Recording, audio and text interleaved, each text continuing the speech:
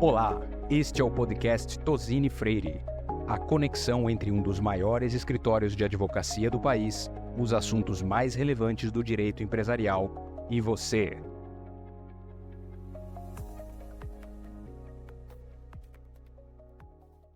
Olá, sejam muito bem-vindos ao podcast Tozini Freire. Sou Carlos Renato Vieira, sócio da área tributária na nossa unidade de Campinas. E hoje, no nosso episódio, vamos falar sobre os desafios da indústria no interior do estado de São Paulo. E para me acompanhar nessa conversa, eu tenho aqui minha querida sócia, Bianca Antacli, da nossa área ambiental. Obrigada pelo convite, um prazer estar aqui. Bom, e a gente hoje tem o prazer de ter aqui conosco a Kelly Diniz, que é CEO da Brasilux. Kelly, muito obrigado por você ter aceitado o nosso convite e estar aqui conosco. Eu quem agradeço, um prazer estar aqui, uma satisfação enorme estar participando desse podcast com vocês. A satisfação é toda nossa. É toda nossa. Kelly, para a gente começar o nosso bate-papo aqui, eu queria ouvir um pouquinho, que você compartilhasse com a gente um pouquinho da sua história e, consequentemente, da história da Brasilux, que assim, eu particularmente acho uma história super interessante e super inspiradora. Uma honra estar num escritório de advocacia, porque eu sou advogada. Eu sou mineira de Belo Horizonte, eu fiz direito na PUC Minas. E eu sou ainda, apaixonada pelo direito. Eu me encontrei na faculdade de Direito, a minha vida mudou muito. Eu tive professores e professoras muito marcantes na minha vida, mas eu tive duas mulheres que foram, assim, que são ainda, exemplos a ser seguido. Que uma foi uma juíza lá de Belo Horizonte, que é a Maria das Graças Albergaria, e outra é a nossa ministra do Supremo, a Carmen Lúcia, que foi minha professora e que eu me considero assim uma pessoa privilegiada por ter tido ela como uma mestre e poder ter conhecido ela de perto, um ser humano brilhante. Muito bacana. Acho que a gente até ficou com inveja aqui. Né? Nossa, ficamos assim felizes de saber dessa informação e queremos conhecer um pouco mais, mas como era Carmen Lúcia como professora também, né? Ela é muito exigente, inteligentíssima. Ela procurava assim fomentar muita discussão na sala e nada de respostas prontas. Ela fazia a gente pensar bastante, mas uma professora muito próxima dos alunos, faz um tempinho já, mas eu não esqueço, ela fica sempre na minha memória. Eu tenho um orgulho dela estar no Supremo, porque ela é uma pessoa muito bacana mesmo.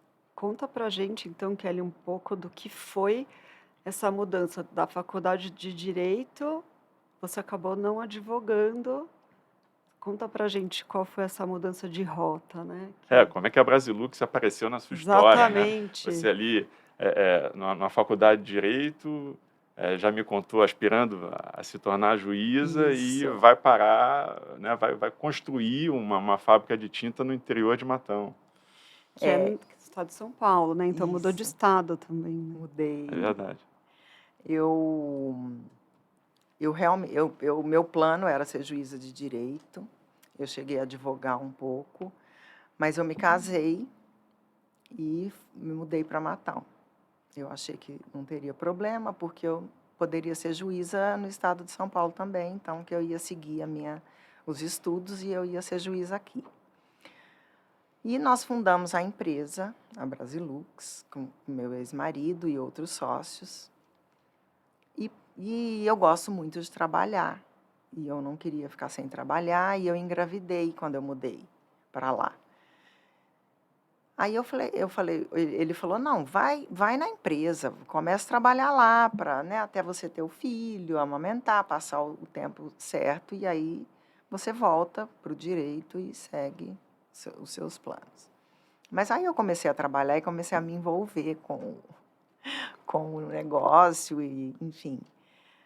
E aí a vida me levou para esse outro, mudou de rumo, e eu fui aí ser empresária.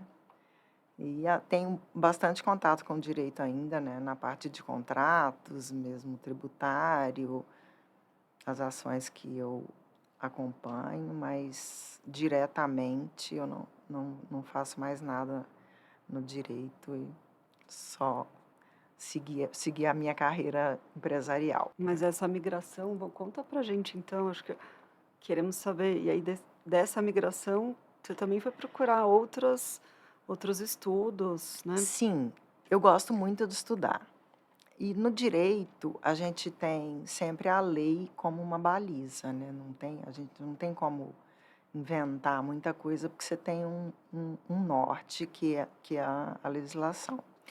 E na administração, a gente não tem isso, né? Você tem aí um arcabouço de teorias e técnicas, mas o dia a dia da gestão te dá muita liberdade para você fazer muitas coisas. E não tem uma receita também pronta e certa que vá funcionar.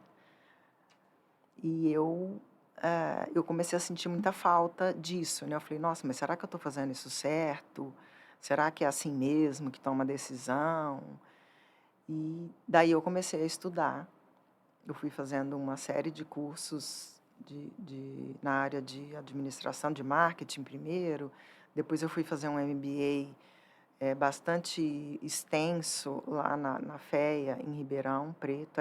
Foram 2 anos de MBA, era 740 horas, era um formato ainda bastante acadêmico, não era tão assim, comercial, porque depois eles foram adaptando, né, o conteúdo dos MBAs, e eu fiz esse curso lá e ele foi um divisor de águas, assim, aí eu me senti administradora de empresa mesmo.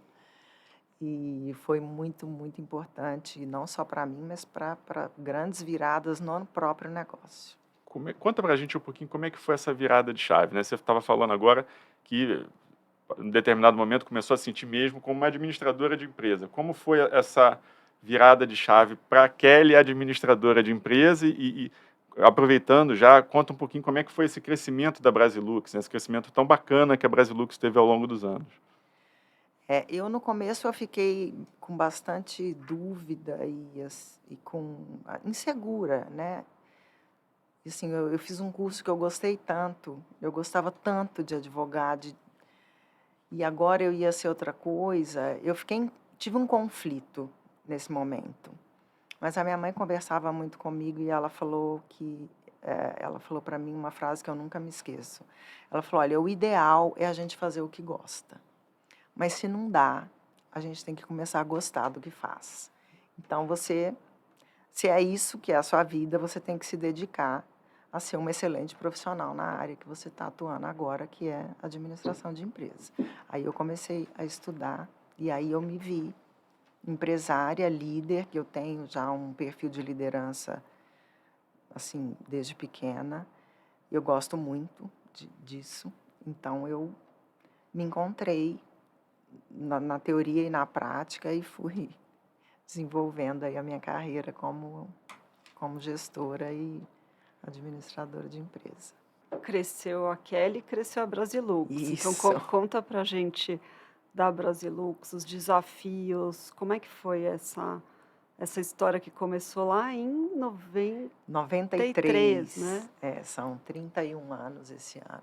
Pensando que é uma indústria que está aí há 30 e tantos anos presente, fazendo, eu sempre digo que é o Brasil que dá certo, então, não, empresariado brasileiro, a gente quer muito te ouvir, contar como é esse caminho, ou como foi, desculpa, né? Mas é que ele não termina, né? Não. Como tem sido esse caminho? E pegando um gancho aqui na pergunta da Bianca, assim, principalmente estando numa cidade relativamente pequena do interior de São Paulo e concorrendo com outras indústrias tão grandes, né? Outras empresas do ramo tão grandes, né? É verdade, multinacionais, Sim, inclusive. sim. Matão é uma cidade muito próspera, tem muitas indústrias, é um perfil bem industrial. E na época que a gente abriu a Brasilux, era um perfil muito de metalúrgico, né? Tem as grandes do agro lá, dos implementos agrícolas estão lá. E isso foi um pouco difícil, porque no ramo nosso de indústria química, a gente não tinha nada na cidade, e tinha uma outra empresa de tinta também, mas não muito expressiva, mas a gente não tinha muita mão de obra qualificada para começar. A cidade também tem uma vocação para alimento, né? Tem a Astrosul, a Luiz Dreyfus, e era mais esses dois, era a metalurgia e o alimento.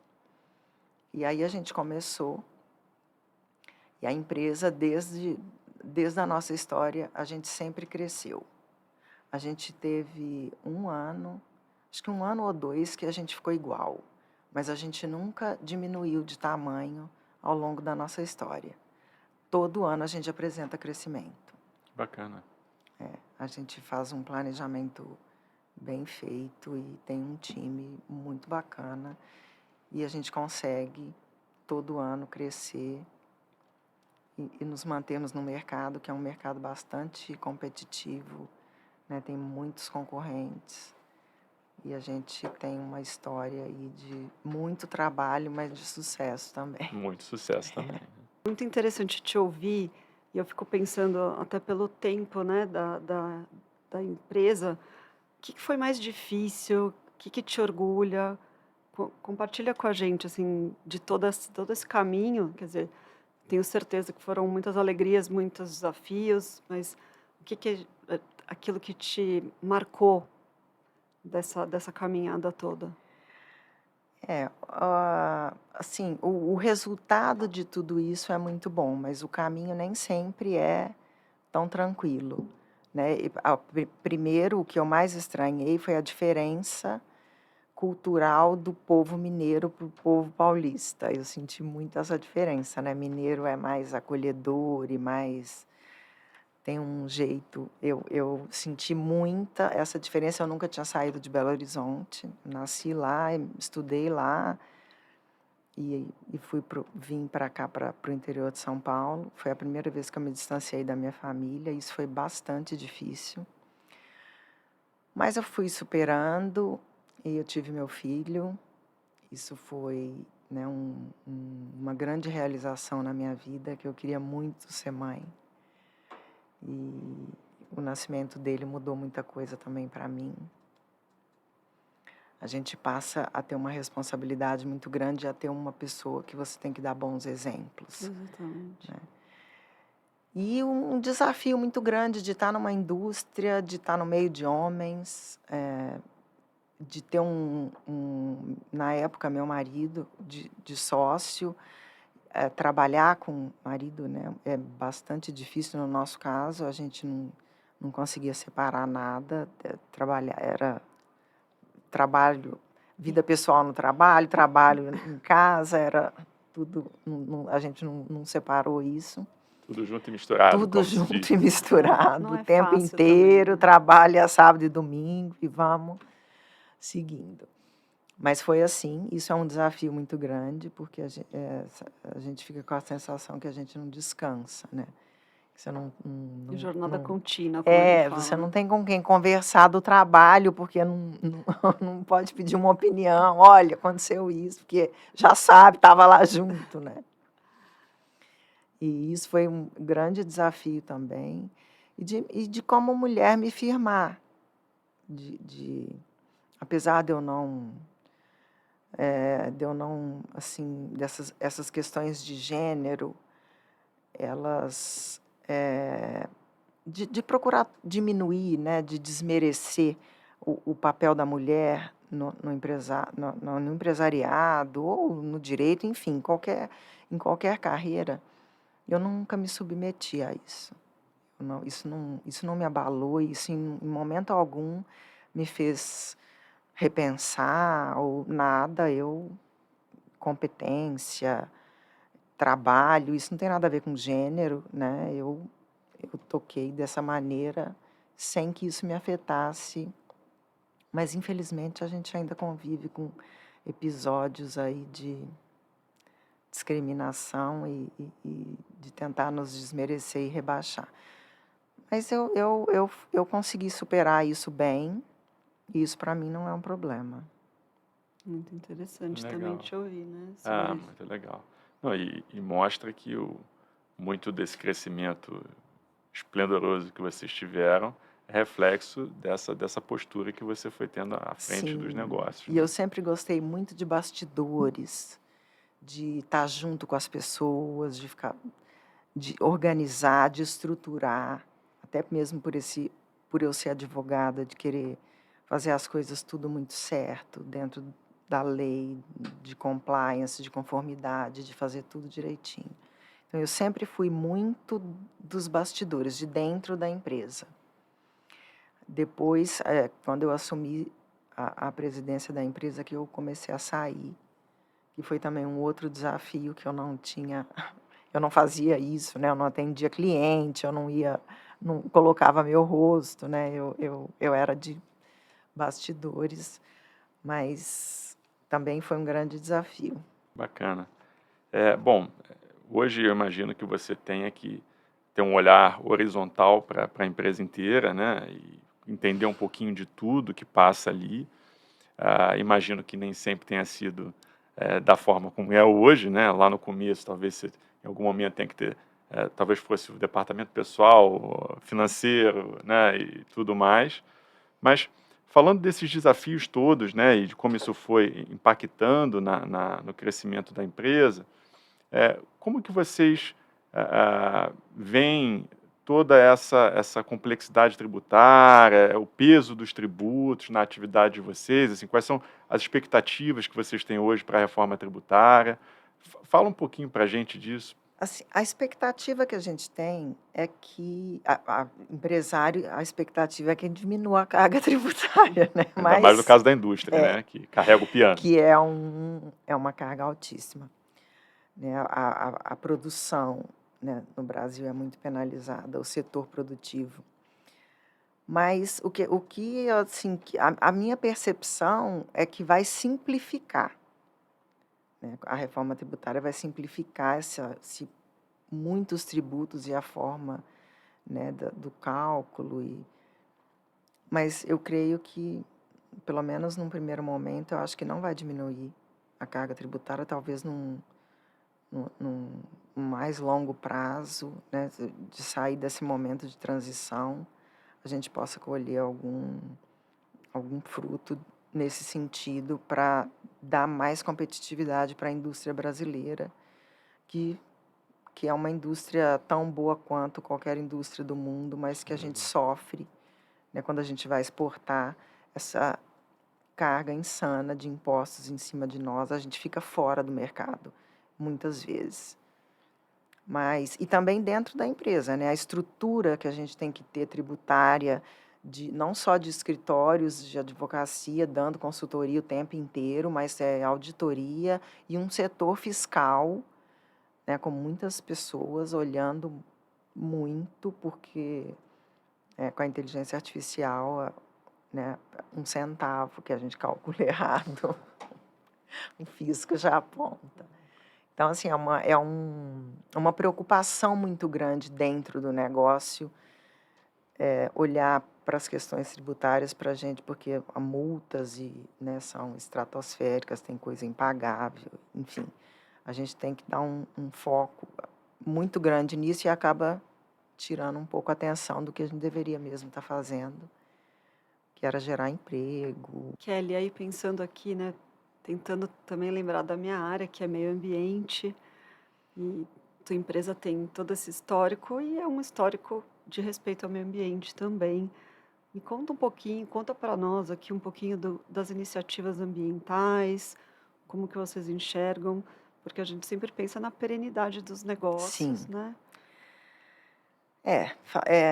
A indústria química, de um modo geral, assim, acho que não é tão bem vista, porque a gente tem muitos insumos que são, né, vêm de fontes não renováveis, como derivados de petróleo, e quando acontece algum acidente, alguma coisa, né, que polui rio, é um efeito, né, assim, importante e que afeta muito o meio ambiente. Mas isso é uma preocupação muito grande, né, do setor, principalmente de tinta, né, onde a gente está, de substituir a parte de solvente, né, que é toda derivada de petróleo, quase toda, substituindo, e com novas tecnologias a gente investindo em produtos à base de água, com baixo VOC, indo para uma linha tinta em pó mesmo.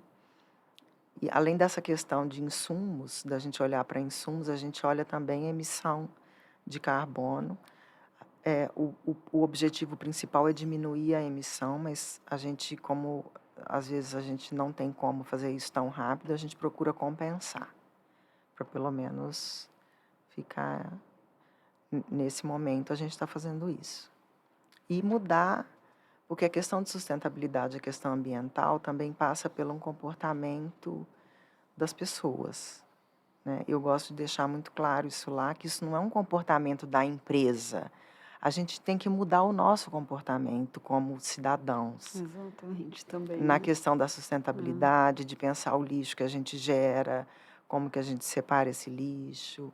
Nós também preocupamos enquanto setor, né, da logística reversa, tudo tem essa parte macro, que é do setor, mas eu gosto muito de trazer isso para as pessoas lá dentro. Sabe? O que a gente pode fazer, o que a gente pode ajudar, de coleta seletiva. Então, a gente tem várias iniciativas nessa área também. E essa gestão de pessoas, né? Sim. Combinada com Sim. esse olhar importante. E aí você falou da sua fase nova, né? De mostrar seu rosto. É uma fase importante, a gente fica orgulhoso que ela também nos premiou com essa fase e nos permitiu aí mostrar esse seu lado todo de especial mesmo de gerir a empresa. Sim. Que a gente enxerga na sua narrativa muito amor pelo que faz. Sim. Né? Como Sim. você falou da sua mãe. Sim. Mas o direito não foi embora, ele ficou aí, te ajudou a pavimentar a estrada, né? Em vários momentos, Sim. nessa gestão participativa, onde as pessoas colaboram, dão ideias, isso é muito bacana, né? Sim. E tem tudo a ver, né, com o direito, com a nossa profissão. Mas, Kelly, assim, infelizmente, já encaminhando para o nosso encerramento, como que você vê o potencial da indústria no interior de São Paulo, né? Você está contando da sua história, super bacana, vindo lá de Matão, desde o começo da década de 90. Então, acho que você, melhor do que ninguém, pode falar para a gente como você vê o potencial da indústria no interior de São Paulo. Para mim, o potencial é gigantesco, né? São Paulo é um estado, né? Acho que o estado mais desenvolvido do Brasil. O interior é muito desenvolvido. A gente tem uma boa infraestrutura, a gente tem a parte de escolas e faculdades e a formação de talentos é fortíssima. Talvez a gente sofra um pouco para reter talentos que as empresas maiores, como estão concentradas, né, aqui na capital e na grande São Paulo, acabam tendo mais condição de atrair talentos para cá. Então, no interior, às vezes, é difícil a gente trazer pessoas, né, que muitas vezes se formaram lá. São Carlos mesmo é um polo, né, de tecnologia e tudo, e está ali pertinho de nós. E esse é um grande desafio. Eu creio que o maior desafio hoje da empresa, de todas as empresas, é o fator humano, são as pessoas. Mas eu vejo, a gente tem empresas muito grandes no interior, empresas que começaram familiares, que hoje estão com gestão, né, profissionalizadas, que estão caminhando para abrir capital. E é muito promissor, assim, é muito desenvolvido, é muito pujante o interior, não só no agro, que é uma potência, mas nas outras áreas também, alimentos, bebida, né, a indústria química mesmo. Que bom, muito bom ouvir isso. E está muito em linha com o que a gente pensa também, como a gente enxerga o potencial do interior, né? A gente acredita muito em tudo isso que você disse. E, bom, você falou da história da Brasilux, que é uma história super bacana, de crescimento constante. Tem algum conselho, alguma frase, algo que você queira gostaria de dizer para alguém que está pensando, seja em investir no interior de São Paulo, ou mesmo um colega seu industrial que está no caminho oposto, está pensando em desistir, jogar a toalha, tem alguma coisa que você gostaria de compartilhar? Assim, o ser empresário no Brasil ou em qualquer lugar, eu creio, né, é difícil, né, não é fácil.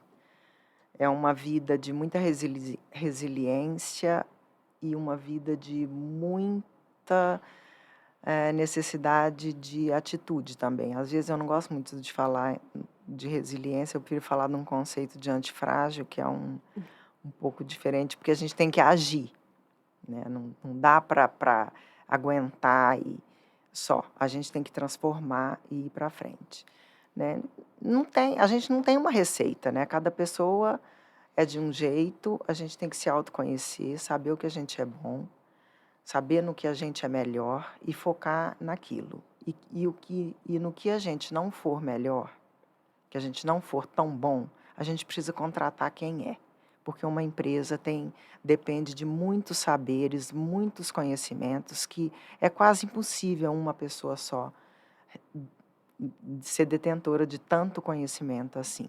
Quando a empresa é pequena, você vai tocando, mas a empresa começa a crescer, a gente precisa de gente boa, de gente muitas vezes melhor que nós. Hoje a Brasilux é muito maior do que eu e o meu sócio, né? Tem pessoas lá muito melhores que nós, e por isso isso é também um fator de sucesso da empresa, né? Mas eu acho que o fundamental é autoconhecimento. Interessante te ouvir. Estou pensando aqui, e se a gente fosse olhar agora para a Kelly, empresária, mulher, e um exemplo, a gente tem você aqui mostrando toda essa sua estrada longa, mas uma estrada de uma pessoa vencedora, vitoriosa. Então, o que você deixaria de mensagem para as mulheres também? Você me marcou muito a tua frase, olha, tem os desafios, mas eles nunca me abalaram, né? Então, o que você deixaria de mensagem agora só pensando nas mulheres, não só... É assim, a gente dá voz a essa força que a gente tem. Porque a gente saiu de dentro de casa, de organizar a família, de criar filho, de cuidar do marido, da comida, da roupa, de tudo. E a gente não deixou de fazer nada disso para ser quem somos hoje, né? Então, a gente foi acrescentando responsabilidades e dando conta de tudo. E isso é um diferencial de gerações que a gente carrega, né? E a gente tem que olhar para a nossa história e ter orgulho disso. A gente sofreu sim, continua sofrendo. Mas a gente pode o que a gente quiser. E com determinação, e com união. E a gente hoje tem muitos grupos de apoio. Pedir ajuda, isso é fundamental. Eu tive muita ajuda na minha vida, de outras mulheres. E seguir em frente, porque a gente dá conta, a gente pode e a gente consegue. Pessoal, infelizmente o nosso tempo chegou ao fim, precisamos encerrar por aqui. Queria agradecer novamente a Bianca, minha sócia da área ambiental, por estar aqui comigo. E em nome do Tozini Freire, agradecer a você, Kelly, por ter vindo aqui, ter compartilhado a história da Brasilux com a gente, uma trajetória tão bacana e principalmente a sua história pessoal, de forma tão aberta, tão franca, que inspira muito a gente, emociona muito a gente. Muito obrigado mesmo pela sua presença. Eu quem agradeço mais uma vez, foi uma honra estar aqui com vocês. Bom, se você gostou do conteúdo, se inscreva no nosso canal do YouTube, acesse o nosso site e até a próxima.